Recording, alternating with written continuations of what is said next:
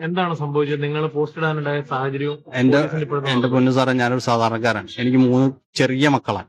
ആ മക്കള് ഉറങ്ങുക എന്നുള്ളത് ഏത് രക്ഷിതാക്കളുടെ ഒരു ഇതാണല്ലോ. അപ്പൊ ഒരു 10:30 ഒരു 10:15 കറണ്ട് പോയി. ഒരു അരമണിക്കൂർ കഴിഞ്ഞ് പിന്നെ വന്നു.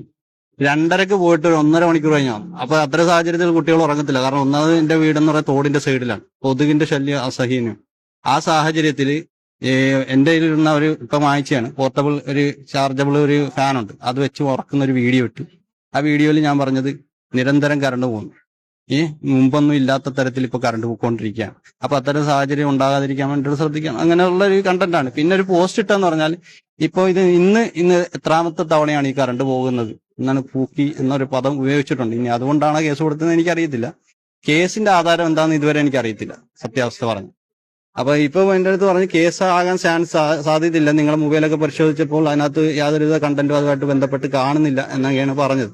അപ്പൊ അതാണ് ഇതിനകത്ത് വന്നിരിക്കുന്നത്. സ്വാഭാവികമായിട്ട് ഞാനൊരു സാധാരണക്കാരൻ എന്ന നിലയ്ക്ക് എനിക്ക് പ്രതികരിക്കാൻ കിട്ടുന്ന ഒരു അവസരം എന്ന് പറഞ്ഞാൽ സോഷ്യൽ മീഡിയ ആണ്. അല്ലാണ്ട് ഞാൻ ആ പാതിരാത്രിക്ക് എവിടെ പോയി പ്രതികരിക്കാണ്? അപ്പൊ ഫോൺ തിരിച്ചു കിട്ടിയോ?